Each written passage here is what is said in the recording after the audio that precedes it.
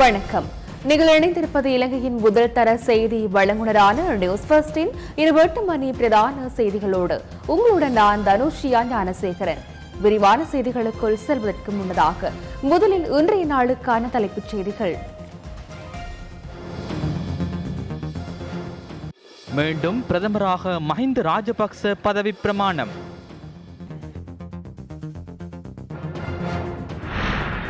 பிரதமரின் பதவியேற்பை முன்னிட்டு நாடெங்கும் கொண்டாட்டங்கள். புதிய அமைச்சரவையின் பதவியேற்பு விழா எதிர்வரும் 12ஆம் திகதி. பொதுத் தேர்தலில் வெற்றியீட்டிய சுதந்திர கட்சி உறுப்பினர்கள் கட்சி தலைமையகத்தில் ஒன்று கூடல். எதிர்க்கட்சியின் பொறுப்புகளை சரிவர நிறைவேற்ற தயார் என்கின்றார் சஜித் பிரேமதாச. விரிவான செய்திகள். 50 வருடங்களுக்கும் அதிக அரசியல் அனுபவம் கொண்ட மக்கள் தலைவரான மஹிந்த ராஜபக்ச இலங்கை ஜனநாயக சோசலிச குடியரசின் பிரதமராக இன்று காலை பதவி பிரமாணம் செய்து கொண்டார். தனது சகோதரரான ஜனாதிபதி கோட்டாபய ராஜபக்ச முன்னிலையில் அவர் இன்று மீண்டும் பிரதமராக பதவி பிரமாணம் செய்தார். பிரதமர் பதவியேற்பு நிகழ்வு வரலாற்று சிறப்புமிக்க கலனி ரஜமஹா விகாரையில் நடைபெற்றது.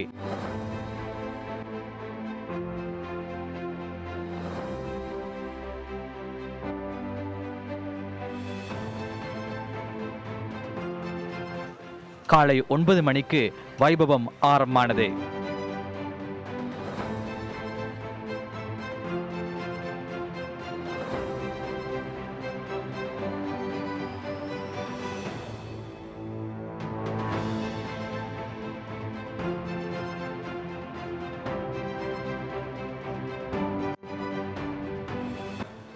முன்னாள் ஜனாதிபதி மைத்ரிபால சிறிசேன, முப்படை தளபதிகள், ராஜதந்திரிகள், இம்முறை பாராளுமன்றத்துக்கு தெரிவாகியுள்ள பிரதிநிதிகள் மற்றும் மஹிந்த ராஜபக்சவின் குடும்ப உறவினர்கள் உள்ளிட்ட பலர் நிகழ்வில் கலந்து கொண்டிருந்தனர்.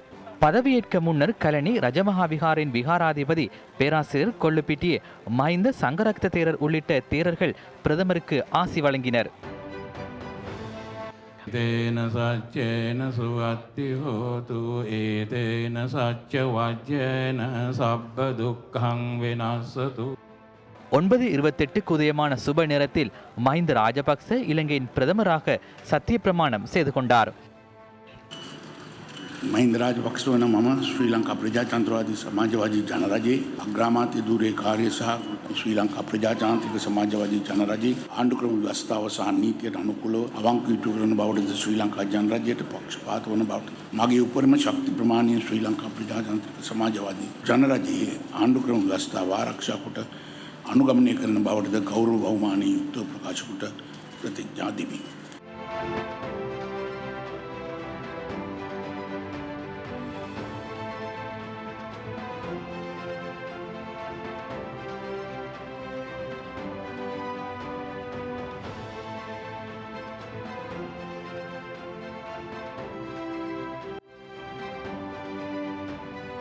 சத்திய பிரமாண நிகழ்வின் பின்னர் ஜனாதிபதி கோட்டாபய ராஜபக்ச மற்றும் பிரதமர் மஹிந்த ராஜபக்ச ஆகியோர் விகாரையில் வழிபாடுகளில் ஈடுபட்டனர்.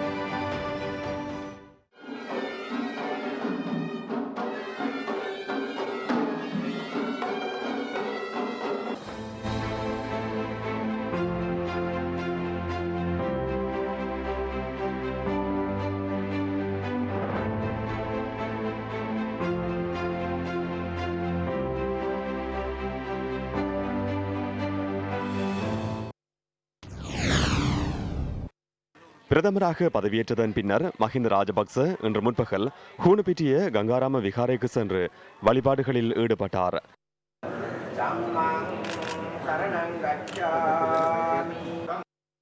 இதன்போது மகா சங்கத்தினர் பிரித்தோதி பிரதமருக்கு ஆசி வழங்கியதுடன் நினைவு சின்னம் ஒன்றையும் கையளித்தனர்.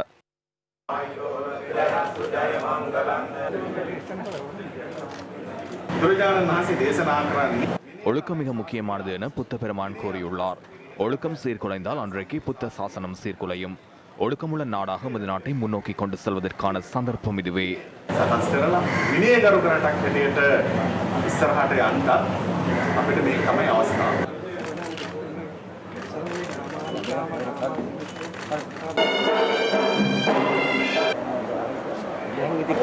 அரசியல்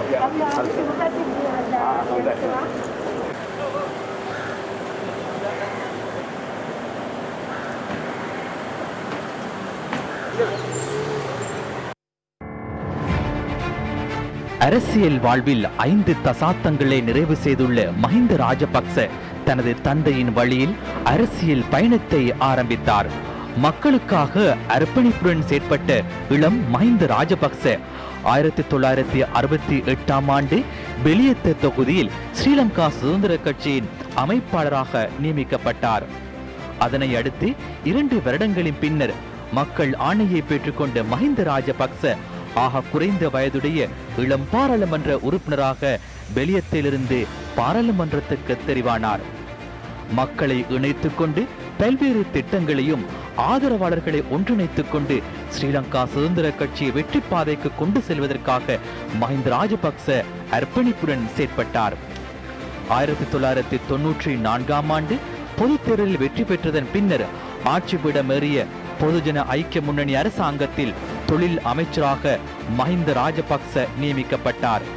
மீன்பிடி மற்றும் நீரியல் வள அமைச்சராகவும் செயற்பட்ட அவர் 2002ஆம் ஆண்டு பிப்ரவரி 6ஆம் தேதி எதிர்க்கட்சி தலைவராக நியமிக்கப்பட்டார். அனைத்து சக்திகளையும் ஒன்றிணைத்துக் கொண்டு முன்னோக்கி பயணித்து ஐக்கிய மக்கள் சுதந்திர கூட்டமைப்பு 2004ஆம் ஆண்டு ஆட்சியை கைப்பற்றியதுடன் அந்த அரசாங்கத்தின் பிரதமராக மஹிந்த ராஜபக்ச பதவியேற்றார். 2005ஆம் ஆண்டு இவர் ஐக்கிய மக்கள் சுதந்திர கூட்டமைப்பு அரசாங்கத்தில் ஜனாதிபதி வேட்பாளராக களமிறக்கப்பட்டார். அவர் அன்று மக்கள் ஆணையால் இலங்கையின் 6வது நிறைவேற்று அதிகாரம் கொண்ட ஜனாதிபதியாக தெரிவு செய்யப்பட்ட நிலையிலேயே பிறந்த நாளையும் கொண்டாடினார். 3 தசாப்தம் நாட்டில் இடம்பெற்ற யுத்தத்தை 2009ஆம் ஆண்டு முடிவுக்கு கொண்டு வருவதற்கு மஹிந்த ராஜபக்ச அரச தலைவராக முன்னின்று செயற்பட்டார். அதன் பின்னர் அபிவிருத்தி திட்டங்கள் தொடர்பில் அதிக கவனம் செலுத்திய இவர் இலங்கையை ஆசியாவின் அதிசயமிகு தேசமாக மாற்றும் இலக்கை ஆரம்பித்தார். 2010ஆம் ஆண்டு 2வது தடவையாகவும் ஜனாதிபதியாக தெரிவு செய்யப்பட்ட மஹிந்த ராஜபக்ச 2015ஆம் ஆண்டு மக்கள் தீர்ப்புக்கு மதிப்பளித்து பதவியை ஒப்படைத்தார். பல அரசியல் சர்ச்சைகளுக்கு மத்தியில் 2018ஆம் ஆண்டு அக்டோபர் 26ஆம் தேதி மீண்டும் பிரதமராக பதவியேற்ற மஹிந்த ராஜபக்ச 52 நாட்கள் அவ்வேளையில் ஜனாதிபதியாக இருந்த மைத்ரிபால சிறிசேனவுடன் இணைந்து செயற்பட்டார். அதனை அடுத்து எதிர்க்கட்சி தலைவராக இருந்து கொண்டு ஸ்ரீலங்கா பொதுஜன பெரமுனவுக்கு தலைமைத்துவம் வழங்கிய அவர் ஜனாதிபதி தேர்தலின் பொழுது அவரது சகோதரரான கோட்டாபே ராஜபக்சவின் வெற்றிக்காக செயற்பட்டார். கோவிட்-19 வைரஸ் நாட்டில் பரவுவதை தடுப்பதற்காக ஜனாதிபதியோடு இணைந்து நடவடிக்கை எடுத்த பிரதமர் மஹிந்த ராஜபக்ச கடந்த புதன்கிழமை நடைபெற்ற பொதுத் தேர்தல் முடிவுகளின் அடிப்படையில் மீண்டும் பிரதமராக தெரிவு செய்யப்பட்டார். 4 தடவைகள் பிரதமராக தெரிவு செய்யப்பட்ட மற்றும் 2 தடவைகள் நிறைவேற்று அதிகாரம் கொண்ட ஜனாதிபதியாக செயற்பட்ட ஒரேயொரு மக்கள் தலைவராக மஹிந்த ராஜபக்ச வரலாற்றில் இடம் பிடித்துள்ளார். இவர் காலி ரிஷ்மன், கொழும்பு நாலந்தா மற்றும் தர்ஸ்டன் கல்லூரிகளின் பழைய மாணவராவார். பிரதமர் மஹிந்த ராஜபக்சவுக்கு எமது நல்வாழ்த்துகள். புதிய அரசாங்கத்தின் அமைச்சரவை எதிர்வரும் 12ஆம் தேதி சத்திய பிரமாணம் செய்து கொள்ள உள்ளதாக பிரதமர் அலுவலகம் அறிவித்துள்ளது. வரலாற்று சிறப்புமிக்க கண்டி மகுல்மடுவ மண்டபத்தில் அமைச்சரவை பதவியேற்பு நிகழ்வு இடம்பெறவுள்ளதாக பிரதமரின் ஊடக செயலாளர் விஜயானந்த ஹேரத் தெரிவித்தார். இதேவேளை முன்னாள் அமைச்சர் பிரசன்ன ரணதுங்க புதிய அரசாங்கத்தின் அமைச்சரவை தொடர்பில் இன்று கருத்து தெரிவித்தார். அரசியலமைப்பின்படி தனியாக அரசாங்கம் ஒன்றை உருவாக்கும் போது அமைச்சரவையில் 30 பேர் அங்கம் வகிக்க முடியும். எனினும் அதனை விட குறைவான எண்ணிக்கையில் அமைச்சரவையை உருவாக்குவதற்காக ஜனாதிபதியும் பிரதமரும் செயற்படுவார்கள் என நம்புகின்றோம். 30க்கு கூடாத அமைச்சரவை ஒன்றையே மக்கள் எதிர்பார்க்கின்றனர். அந்த எதிர்பார்ப்பை சீர்குலைக்க ஜனாதிபதியும் பிரதமரும் இடமளிக்க மாட்டார்கள். தலைமைத்துவம் வழங்கும் எந்த ஒரு அமைச்சிலும் என்னால் பணியாற்ற முடியும். ஸ்ரீலங்கா சுதந்திர கட்சியை பிரதிநிதித்துவப்படுத்தி இம்முறை பாராளுமன்றத்திற்கு தெரிவாகியுள்ள உறுப்பினர்கள் இன்று கட்சி தலைமையகத்தில் ஒன்று கூடினர். இன்று முற்பகல் நடைபெற்ற இந்த கூட்டத்திற்கு பொதுத் தேர்தலில் போட்டியிட்டு வெற்றி பெற்ற 14 பேர் அழைக்கப்பட்டிருந்தனர். கட்சியின் பொதுச் செயலாளர் தயாசிரி ஜெயசேகர, துமிந்த திசாநாயக்க, நிமல்சரி பாலடி சில்வா உள்ளிட்டவர்கள் இந்த கூட்டத்தில் கலந்து கொண்டனர். ஸ்ரீலங்கா சுதந்திர கட்சியின் தலைவர் மைத்ரிபால சிறிசேன தலைமையில் இந்த கலந்துரையாடல் நடைபெற்றது. ඉදිරියේ පාර්ලිමේන්තුවේ තියෙන ඕනම ක්‍රියාවලියකදී අපේ ශක්තිය දෙනවා. අධිකාරි ජනාධිපතිතුමාත් ඒ වගේම ගරු අග්‍රාමාත්‍යතුමාත් එකට එකතු වෙලා අපි අපේ වැඩ කටයුතු ටික කරන්න බලාපොරොත්තු වෙනවා. ඊව දිනක් පරාජයට පත් වුණා මේකට. ඔව් ඉතින් දුමතිපාල කුමාර දිසානායක වැනි ජ්‍යෙෂ්ඨ ඡන්දයක දෙහිම තමයි කට්ටිය පරදිනවා කට්ටිය දිනනවා. ඔක්කොම දිනන්නේ. අමාත්‍ය දූර කැබිනට් අමාත්‍ය දූර තාම දන්නේ නැහැ ගැන අනාගතේ. ඒ කියන්නේ කීයක් ලැබෙයි කියලා දන්නේ නැහැ ගැන කතා කරන්න. කතානායක දූරය සඳහා මේ මල්ටිපාල් සිසෙන මාත්‍යා යෝජනා වෙනවා. බලමු තාමත් ඒ ගැන තීරණයක් නැහැ බලමු. 20 වෙනිදා පාර්ලිමේන්තුවේ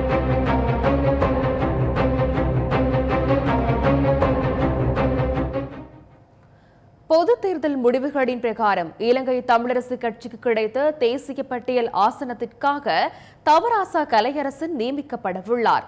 தவராசா கலையரசனின் பெயரை தேசிய தேர்தல்கள் ஆணைக்குழுவிற்கு அனுப்பி வைத்துள்ளதாக இலங்கை தமிழரசு கட்சியின் பொதுச் செயலாளர் கே துரைராஜசிங்கம் இன்று அறிவித்தார்.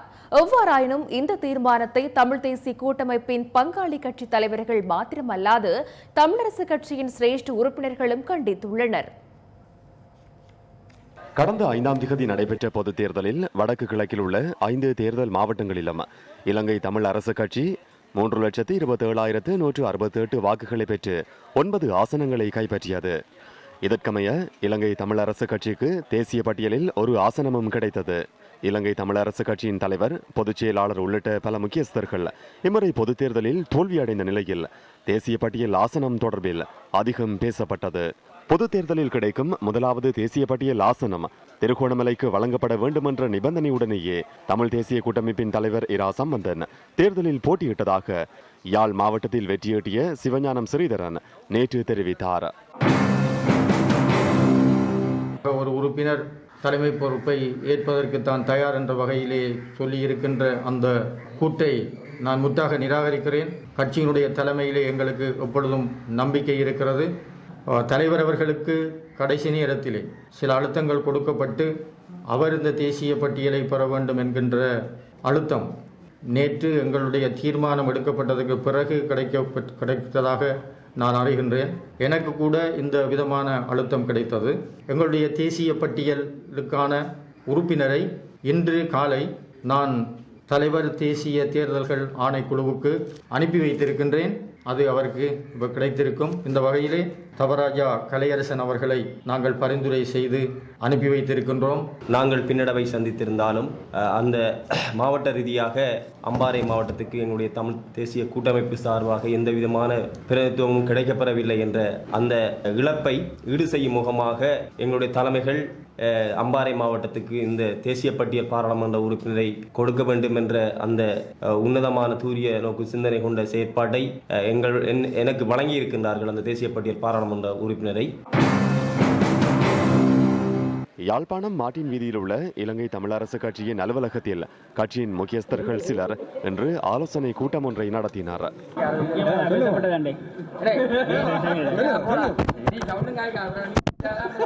தமிழரசு கட்சியினுடைய தலைவர் மாவை சேனாதிராஜா அவர்களை தமிழ் தேசிய கூட்டமைப்புக்கு கிடைக்கப்பெற்ற ஒரு தேசிய பட்டியல் ஆசனத்துக்கு நியமிக்கப்பட வேண்டும் என்ற அந்த கோரிக்கையை உறுதி செய்வதற்காக கூட்டப்பட்டது. அப்படியான ஒரு தீர்மானம் எடுக்கப்பட்டிருக்கிறது. அதுக்கு மேலதிகமாக தற்செயலாக வேறு ஏதாவது தீர்மானம் எடுக்கப்பட்டால் அதை மீளாய்வு செய்து ஏனைய பங்காளி கட்சிகளோடு கலந்து பேசி ஒரு முடிவு எடுக்கப்பட வேண்டும் என்று இன்றைக்கு தீர்மானம் எடுக்கப்பட்டிருக்கிறது. இந்த நிலையில் திருகோணமலை மாவட்டத்தில் இலங்கை தமிழரசு கட்சி சார்பில் போட்டியிட்டு தோல்வியடைந்த சண்முகம் குகதாசனின் ஆதரவாளர்கள் தமிழ் தேசிய கூட்டமைப்பின் தலைவர் இரா சம்பந்தனின் திருகோணமலை வீட்டில் கூடினர். எவ்வாறாயினும் ஊடகவியலாளர்கள் இந்த சந்திப்பை ஒளிப்பதிவு செய்வதற்கு இடையூறு விளைவிக்கப்பட்டிருந்தது.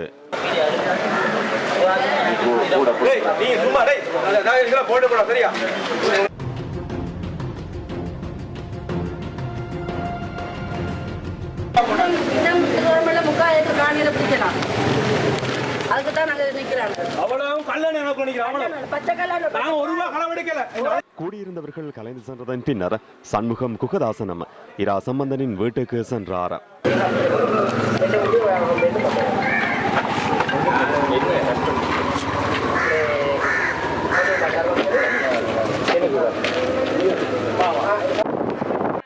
இந்த சந்திப்பை ஒளிப்பதிவு செய்யவும் ஊடகங்களுக்கு அனுமதி மறுக்கப்பட்டிருந்தது.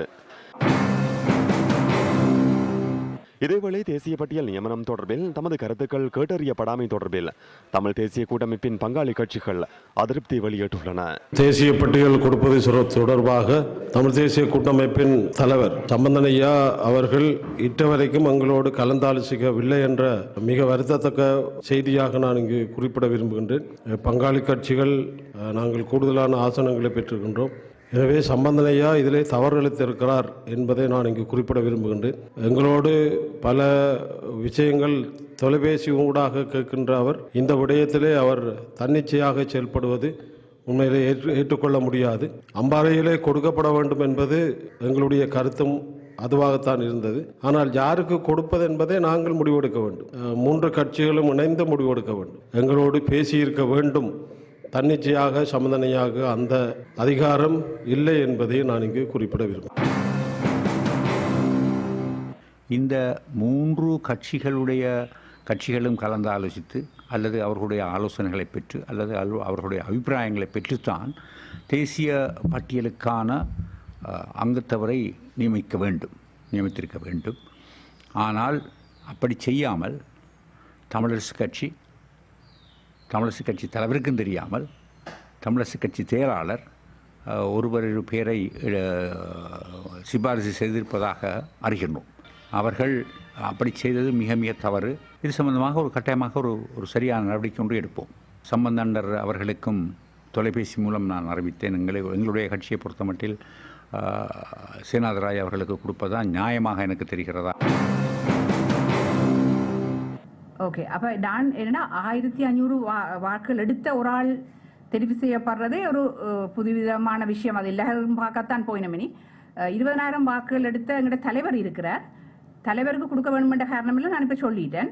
அதை விட திருமதி சசிகலா ரவிராஜின் ஓட்டு 23,000 ஓட்டுகள் இருக்குது. அந்த அவன் போராடி கொண்டிருக்கிறா. ஒரு பெண்ணுக்கு கொடுக்க வேண்டிய ஓட்டொன்னும் இருக்குது. நாங்கள் ஒரு ஆளை பெண்ணுக்கு கொடுக்க வேணும்னு நான் சொல்கிறேன். 20 லட்சம் வாக்குகள் எண்ணப்பட்ட கொழும்புல 8 மணி 9 மணிக்கு எண்ணி முடிஞ்சுது. ஆனால் யாழ்ப்பாணத்தில் இந்த 2 லட்சம் வாக்குகளை என்னென்று விடியப்புறம் 3 மணி மட்டும் பண்ணி கொண்டு இருக்கிறோம்ன்றது எனக்கு தெரியல. அதில் எனக்கும் ஒரு சந்தேகம் இருக்குது. எவ்வாறாயினும் தவராசா கலையரசன் தேசிய பட்டியலுக்கு பெயரிடப்பட்டதை அவரது ஆதரவாளர்கள் என்று கல்முனையில் கொண்டாடினார்.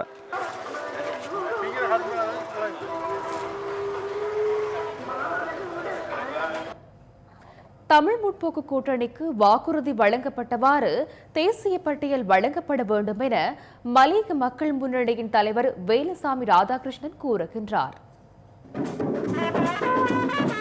ஹட்டனில் நடைபெற்ற வரவேற்பு நிகழ்வு ஒன்றில் கலந்து கொண்டிருந்த போதே அவர் இதனை குறிப்பிட்டார். ஒன்று தேசிய பட்டியலில் நமக்கு ஒன்று தருவதாக ஏற்கனவே ப்ராமிஸ் பண்ணியிருக்காங்க. தேசிய பட்டியலில் நமக்கு தருகின்ற இந்த உறுதிமொழி நிச்சயமாக எங்களுக்கு கொடுக்கப்பட வேண்டும். எங்களுடைய தமிழ் போக்கு கூட்டணிக்கு கொடுக்கப்பட வேண்டும். அப்படி அவர்கள் கொடுக்காவிட்டால் அடுத்த மாற்று நடவடிக்கையை நாங்கள் எடுப்போம் என்பதை நான் இந்த நேரத்தில் தெரிவித்துக் கொள்ள விரும்புகின்றேன். ஏன்னா நம்ம ஒவ்வொரு தரமும் ஏமாந்து போயிடக்கூடாது. நம்முடைய தமிழ் போக்கு கூட்டணிக்கு அதுக்கு யாராக இருந்தாலும் பரவாயில்ல, திலகராஜா இருக்கலாம், லாரன்ஸா இருக்கலாம், குருசாமியா இருக்கலாம், யாரா இருந்தாலும் பரவாயில்ல, எங்களுக்கு ஒரு ஆளுக்கு தமிழ் போக்கு கூட்டணிக்கு இந்த தேசிய பட்டியல் கொடுக்கப்பட வேண்டும் என்பதை நான் இங்கு திட்ட தெளிவாக நான் சொல்லிக்கொள்ள விரும்புகின்றேன்.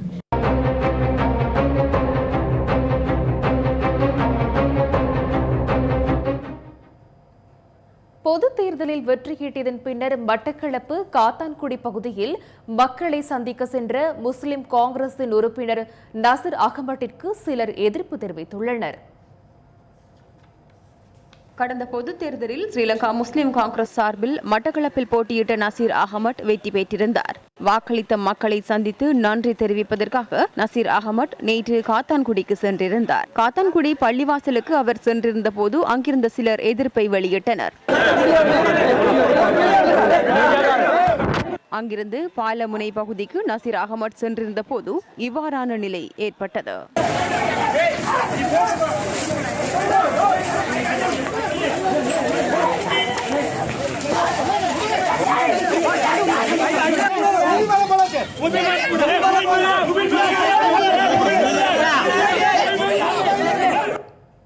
ஐக்கிய மக்கள் சக்தியின் தலைவர் சஜித் பிரேமதாச இன்று கொழும்பு வாழ் மக்களை சந்தித்து தமக்கு ஆதரவு வழங்குமைக்கு நன்றி தெரிவித்தார்.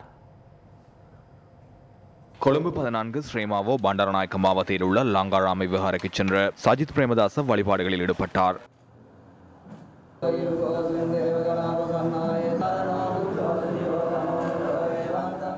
பின்னர் மட்டக்குழி ஸ்ரீ கல்யாணி கங்காராம விகாரைக்கு சென்ற அவர் விகாராதிபதி உள்ளிட்ட தேரர்களிடமும் ஆசி பெற்றுக் கொண்டார். அதனையடுத்து புனித செபஸ்தியான் பிரதேசத்தில் உள்ள சுச்சரித்த மண்டபத்தில் ஏற்பாடு செய்யப்பட்டிருந்த வரவேற்பு நிகழ்வில் கலந்து கொண்ட சஜித் பிரேமதாச தனது தந்தையான அமரர் ரணசிங்க பிரேமதாசவின் உருவச்சிலைக்கு மலர் மாலை அணிவித்து அஞ்சலி செலுத்தினார். අපි විපක්ෂයේ කාර්යභාරය ශක්තිමත්ව ක්‍රියාත්මක කරමින් මේ රටේ සද් ජාතිකත්ව நாம் எதிர்க்கட்சியின் செயற்பாடுகளை பலமாக மேற்கொண்டு இந்த நாட்டின் உண்மையான தேசப்பற்று கொள்கைகளில் தூய்மையான பௌத்த கொள்கையூடாக இந்த நாட்டில் இனவாத மதவாத பிரிவினைவாத பயங்கரவாதத்தை முழுமையாக ஒழிப்பதற்கு எதிர்க்கட்சி என்ற வகையில் செயற்படுவோம். எதிர்க்கட்சி தலைவரின் சேவையை நாம் மக்களின் நடமாடும் சேவையாக மாற்றுவோம். பாரிய சமூக சேவை மற்றும் பாரிய அபிவிருத்தியை மத்திய கொழும்பு உள்ளிட்ட கொழும்பு மாவட்டத்திற்கும் முழு நாட்டிற்கும் அரசு அதிகாரம் இல்லாமல் நாம் செயற்படுத்துவதற்கு தயாராகவே உள்ளோம். රාජ්‍ය බලයක් නොමැතිව අපි ක්‍රියාත්මක කරන්න ලෑස්ති. பாராளுமன்றத்தில் பலமான எதிர்க்கட்சியின் பொறுப்பை நிறைவேற்றுவதாக ஐக்கிய மக்கள் சக்தியில் இம்முறை பாராளுமன்றத்திற்கு தெரிவாகியுள்ள ஃபீல்ட் மார்ஷல் சரத் பொன்சேகா தெரிவித்துள்ளார்.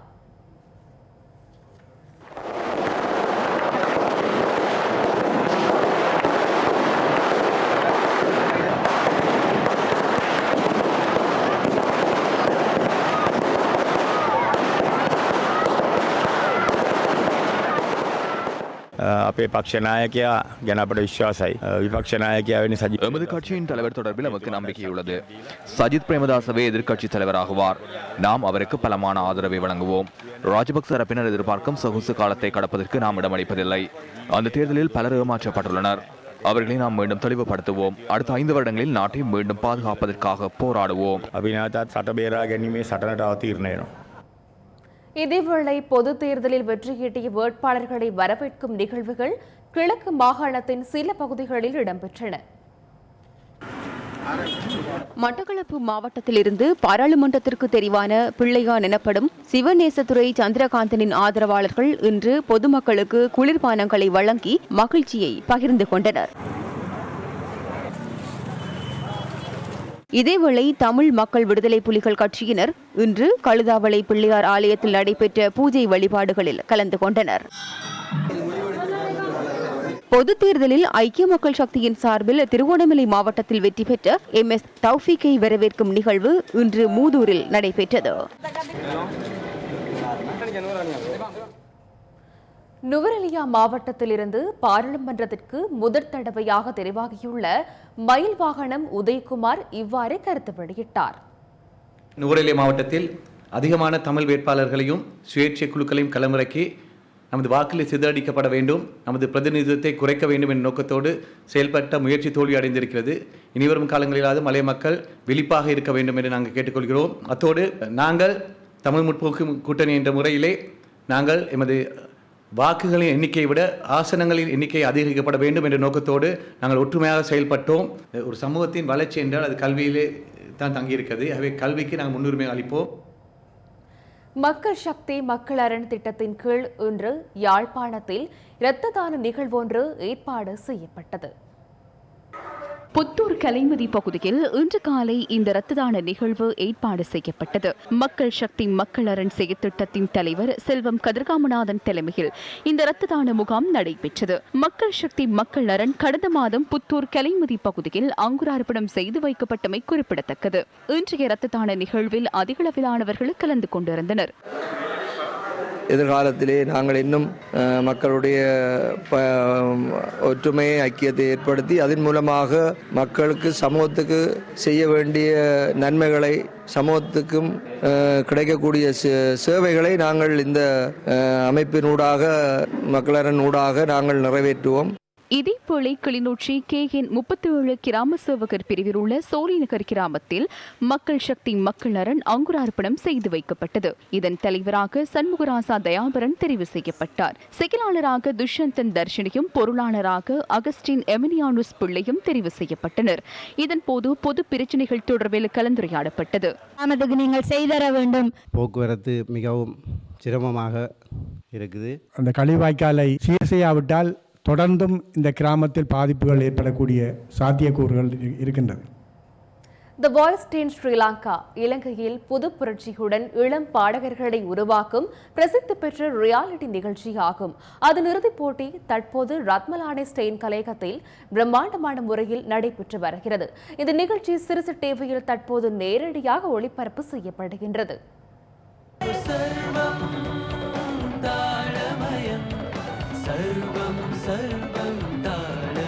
தி வாய்ஸ் டீன் ஸ்ரீலங்கா மகுடத்தை சூடுவதற்காக இறுதிப் போட்டியில் மாதுவி, இஷிதா, எரந்தி மற்றும் ஹஷேன் ஆகியோர் போட்டியிடுகின்றனர்.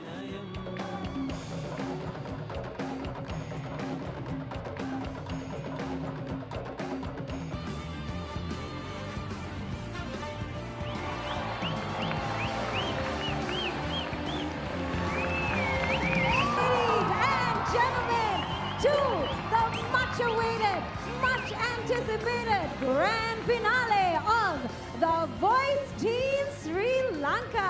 They'll be singing their hearts out for you tonight. Are you ready to meet your 4 finalists?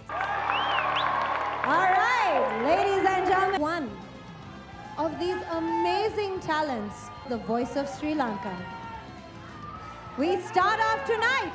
Polonnaruwa அருளகங்வில பிரதேசத்தில் இன்று முற்பகல் இடம்பெற்ற விபத்தில் சிறுவர் ஒருவர் உயிரிழந்துள்ளதுடன் மேலும் 10 சிறுவர்கள் காயமடைந்துள்ளனர்.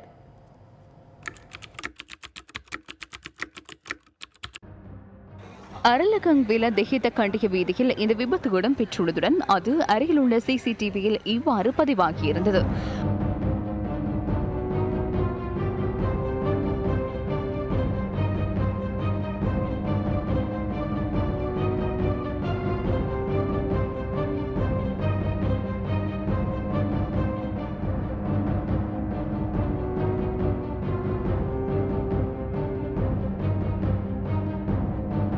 பிரத்யேக வகுப்புக்கு சென்றிருந்த 11 மாணவர்கள் வீடு திரும்பிக் கொண்டிருந்த போது இந்த விபத்து இடம்பெற்றுள்ளது.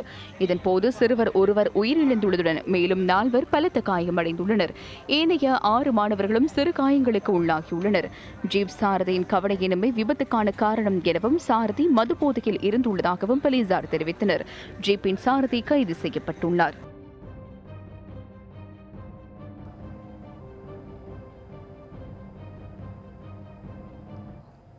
காங்கேசன் துறையிலிருந்து கொழும்பிற்கு பயணித்த கடுகதிர் ரயிலில் மாங்குளம் மற்றும் புளியங்குளம் ரயில் நிலையங்களுக்கு இடையில் காட்டு யானை ஒன்று மோதி உயிரிழந்துள்ளது. இன்று காலை 6:30 மணியளவில் இந்த விபத்து சம்பவித்தது. விபத்தை அடுத்து வடக்கு ரயில் மார்க்கத்தில் ரயில் போக்குவரத்தில் தாமதம் நிலவியது.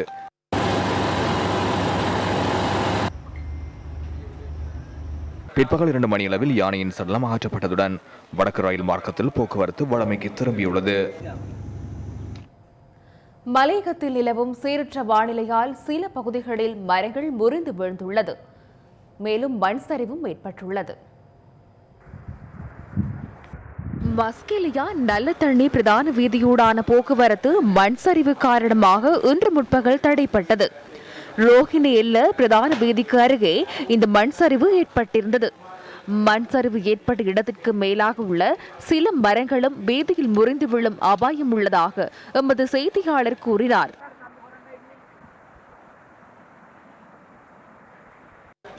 டயகம ஃபோர்டைஸூடாக ஹட்டன் செல்லும் பிரதான பாதையில் மன்ராசி தோட்ட கொழுந்து மடுவதற்கு முன்பாக வாகை மரம் முறிந்து பாதையில் விழுந்துள்ளது. இதனால் குறித்த பகுதியூடான போக்குவரத்து சில மணி நேரம் தடைப்பட்டிருந்ததாகவும் மரம் அகற்றப்பட்ட பின்னர் போக்குவரத்து சீர் செய்யப்பட்டதாகவும் எமது செய்தியாளர் தெரிவித்தார்.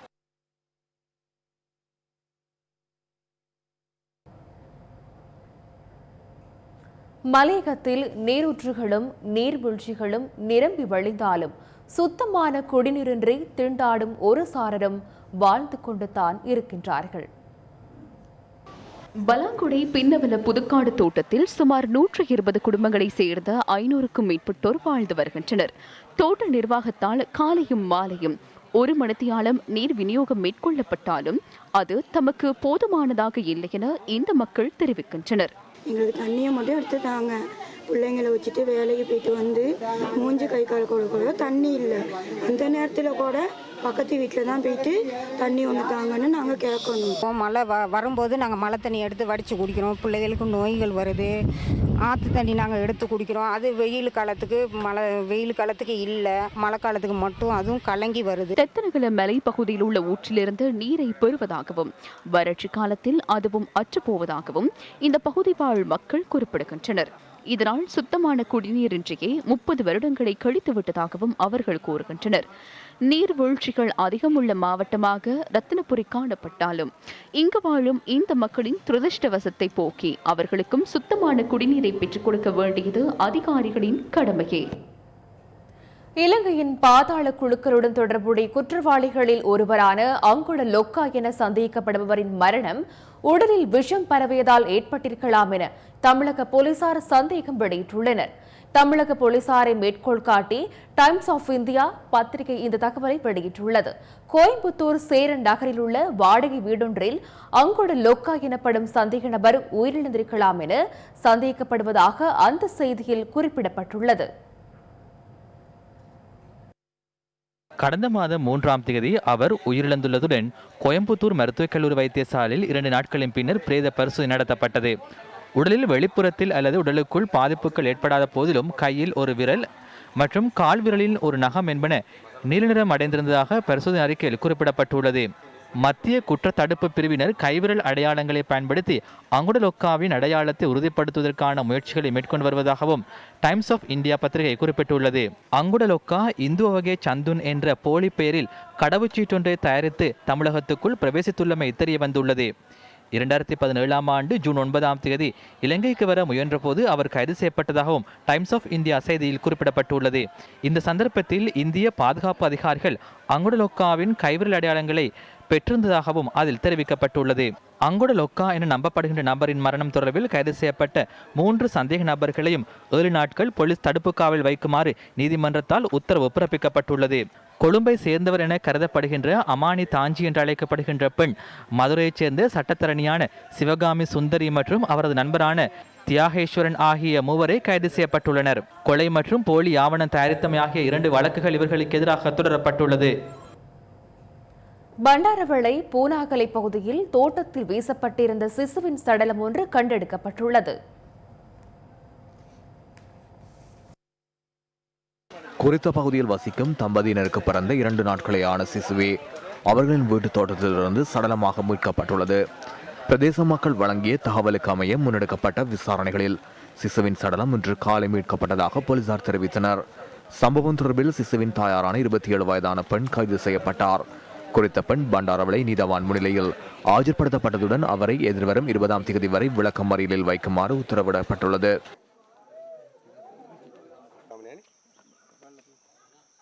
சிசுவின் சடலம் பதுளை பொது வைத்தியசாலையில் வைக்கப்பட்டுள்ளதாக போலீசார் தெரிவித்தனர். சம்பவம் தொடர்பிலான விசாரணைகளை கஸ்லாந்த போலீசார் மேற்கொண்டு வருகின்றனர்.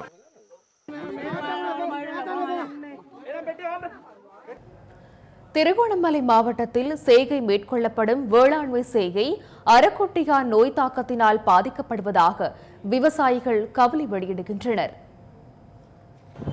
திருகோணமலை மாவட்டத்தின் மூதூர், தோப்பூர், மனைச்சேனை, இதயபுரம், பெருவழி, மல்லிகைத்தீவு, பள்ளிக்குடியிருப்பு உள்ளிட்ட கிராமங்களில் சிறுபோக வேளாண்மை செய்கை இடம்பெற்று வருகின்றது. சுமார் 500 ஏக்கரில் வேளாண்மை செய்கை பண்ணப்பட்டு வரும் நிலையில் புதிதாக அரக்கோட்டி எனும் பூச்சி இனம் தமது விளைச்சலை சேதப்படுத்தி வருவதாக விவசாயிகள் அங்கலாய்க்கின்றனர். 4 தடவையில் இந்த இம்முறை அரக்கோட்டிக்காக எண்ணெய் அடிக்கப்பட்டிருந்தும் அது கட்டுப்படவில்லை. அடுத்ததாக புல்லெண்ணெய் பல தடவை அடிக்கப்பட்டாலும் வயல் நிறைய புல் இனங்கள் அழியாமல் அப்படியே புல்லும் சேதம். சகலதுக்கும் பெருவாரியான விலைகள், எண்ணெய் விலை, பசலை விலை, மானிய பசலை இம்முறை குறைவாகத்தான் கிடைத்தது. என்ன போன முறை வெள்ளத்தால் தண்ணியால் அழிபடுத்து, இந்த முறை அரைக்கொட்டி அடிச்சிருக்கு, எல்லா வயலும் அடித்து. இப்போ நான் மட்டுமே 3 ஏக்கர் செய்து 35,000 ரூபாய்க்கு எண்ணெய் அடிச்சிருக்கேன். ஒரு மானியம் ஒன்று எங்களுக்கு தரணும். இதனை கட்டுப்படுத்துவதற்கு பலவிதமான மருந்துகள், பசலைகளை பாவித்தும் எந்தவித பயனும் கிடைக்கவில்லை என விவசாயிகள் கவலை தெரிவிக்கின்றனர். அப்போ அரைக்கொட்டியால் எங்களுக்கு இது வெள்ளம் 3 ஏக்கர் நஷ்டம் போயிட்டு 40 பேக்கு 45 பேக்கு தான் அடிக்குது. ஒரு எண்ணெய்க்கு மரக்கொட்டி கட்டுப்படுது இல்லை, இனி அதுக்கு அறிகிற பசலை அப்படி இப்படின்னு பார்க்க எங்களோட கை நட்டம் போகுது. ஆகவே விவசாய திணைக்களம் தமது நிலைமை தொடர்பில் கருத்தில் கொண்டு விரைவில் நடவடிக்கை எடுக்க வேண்டும் என விவசாயிகள் கோரிக்கை விடுக்கின்றனர்.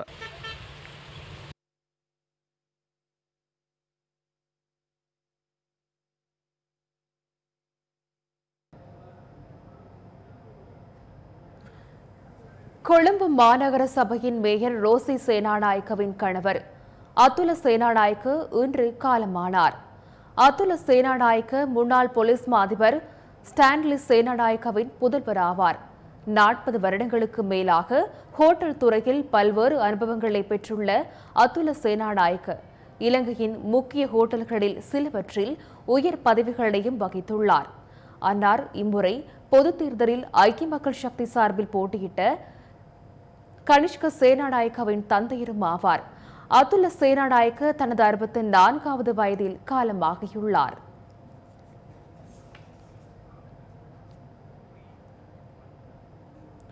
கேரளாவில் பெய்து வரும் பலத்த மழையினால் மண் சரிவில் சிக்கி உயிரிழந்தவர்களின் எண்ணிக்கை 42ஆக உயர்வடைந்துள்ளது. இத்துடன் நியூஸ் பஸ்ட் 8 மணி பிரதான செய்திகள் நிறைவுக்கு வருகின்றன. மீண்டும் சந்திக்கலாம் நியூஸ் பஸ்டின் 10:30 பின்னிரவு செய்திகளில். வணக்கம்.